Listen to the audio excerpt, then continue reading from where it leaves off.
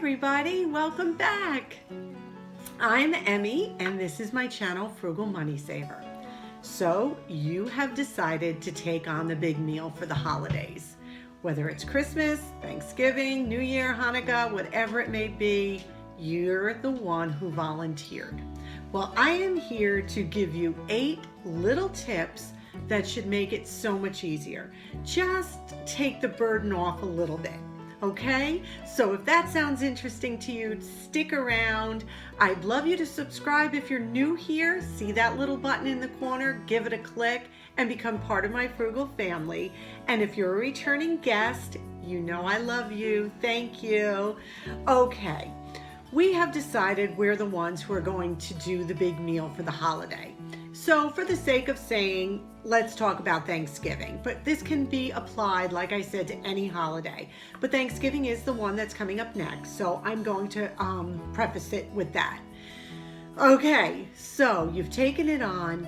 So number one, we need to remember that we need to make people feel welcome while they're here.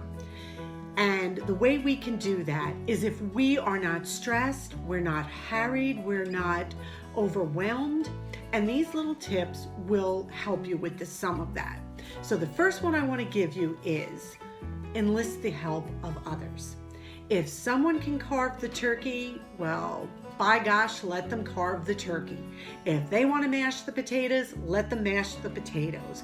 Whatever it may be, any kind of help that someone is offering to give you, take it. Literally, if they say, oh, let me help set the table, whatever it is, because that's one less thing you have to do, and you can concentrate and give yourself better timing for everything else, and it will really work to your advantage. Okay, that's tip number 1. Tip number 2, plan a cooking timeline. So you have your menu in front of you. You know you're making turkey, sweet potato, stuffing, whatever it may be. We have to get that to the table at the same time, or approximately at the same time. I have to say, a couple of years ago, I was a little lax and we were eating turkey and nothing else was cooked through because I didn't plan accordingly, and the turkey took much more time than I ever thought it would. So if you can look at how much time each item takes to cook and put a timeline accordingly. So if your turkey's going to cook 4 hours, then you need to know that maybe you can prepare something ahead like your sweet potatoes and then just reheat them. Use your crock pot maybe to put your stuffing in. There are so many ways that you can utilize other areas and other appliances that we may have. And, you know, if you can push that turkey over while the turkey's resting. See, what I did wrong was while the turkey was resting, I put in a giant thing of cold sweet potatoes and I'm sticking the knife in and it just never got hot. It was a disaster. So I learned, make a timeline of what needs to cook and how long and how you're going to budget it so that everything comes to the table at the same time. Okay? Number 3. How are you going to serve the items you prepared? Are you serving them right out of the containers you cooked them in? Great. But if you have to transfer things to bowls, to platters, make sure you have everything out and ready to be transferred. So what I do is stuffing. Next to it, I'll put my brown Pyrex. There's nothing more embarrassing. Again, I'm up on a step stool trying to get my brown Pyrex off the top shelf to put the stuffing in. I should have had that all out. Nobody needs to see me doing acrobatics in the kitchen, right? I mean, I should have had that on the table or on my counter. Take it off the stove, put it into the casserole dish and put it on the table. Beautiful, done. We have to remind ourselves that we want people to feel at ease while they're with us. We've volunteered to do these holidays, and we need to give a spirit of graciousness while we're hosting. Okay, so just keep that in mind. Okay, so number 4, your table setting. That's another one. Do you have, again, this may sound silly, but do you have enough plates, cups, salad bowls, whatever you will be using? Is your tablecloth clean? Is it pressed? Does it look like you're happy these people are here?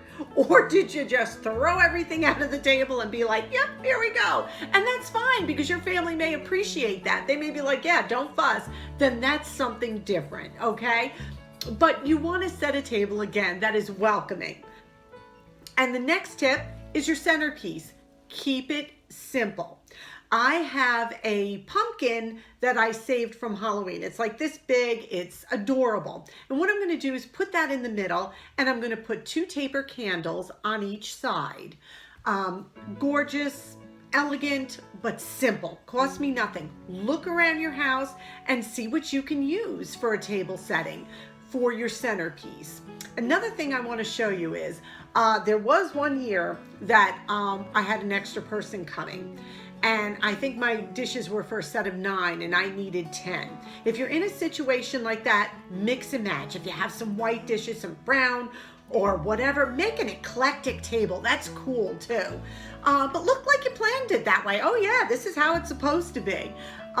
What I did when I ran into that situation was I ran to the thrift store, said a quick prayer, and they just happened to have a beautiful set. I got to show you them because I was so, can you see this? I hope so. I'm going to bring it right up there. Look at these plates.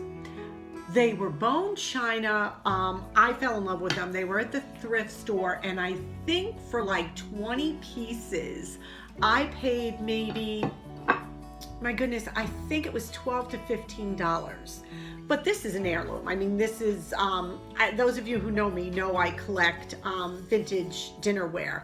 But this was just something. Now, these go up, and these only come down for holidays. And they were something that I can use for Christmas, Easter, Thanksgiving, whatever. So make sure you do have enough of that kind of stuff, plates and forks and knives. That's helpful. Okay. Another one is leftover containers. If you've made a 20-pound turkey, planning to send some home with the people that you're sharing your meal with, have some containers ready. You don't want to give away your good stuff, you know, but you, again, want them to feel like you want to share with them. What I do is I keep takeout containers, and I share my leftovers in takeout containers. Those work great. And if you know you're going to be sending leftovers home, now some people love all the leftovers. My husband will eat turkey for a day, and then he's like done. Just not his favorite meal. And that's okay. But I will have turkey left over and I want to share. Let other people take some home. I will tell them to bring a container with them. So could you bring a container? I want to send some stuff home with you. And they're usually happy to do that. And this way you're not losing your good containers, and then they got to wash them and give them back. And they can just take the leftovers home and reheat them in what they brought them in. And it's a win-win situation. Okay? So that's another one. Okay, another tip 7. This is if you are not hosting, but you have been invited to someone else's home. No matter how many times someone tells you you don't need to bring something, bring something. And what I mean is that could be as simple as a bouquet of flowers from the supermarket, a artisan bar of soap, something.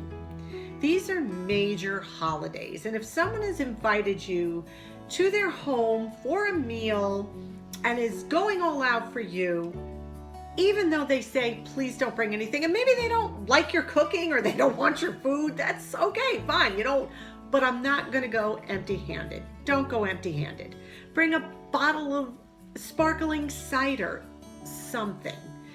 It just lets them know that you are appreciative, that they invited you, and that you're happy to be there. And it's just a nice gesture. And I think it's really good manners. Call me old-fashioned, but I just think it's good manners to go to someone's house with a little gift. Just little. Does not have to be big. I'm not talking spending money here. I'm talking just sharing your thankfulness with the people. Okay? And that will be my last point as well. Be thankful. The biggest tip I can give to you is to be thankful amidst the hurriedness, amidst the boiling pots, pans, and whatever else is going on that day. Be thankful you're there. Be thankful these people want to be with you. Be thankful for our roofs over our heads, for the great country we live in, for it all. We are so blessed, and there are so many times that we just take so much for granted. Now, I don't mean to be preachy, but I'm just saying we really need to stop and remember where these good things come from. And with that, I will wish you a blessed Thanksgiving. You know I love you. If you enjoyed this video, please give it a thumbs up. It helps me so much. And again, if you're new here, please subscribe. I wish you a wonderful Thanksgiving. I wish you blessings. I love you. And until we see you again, bye-bye.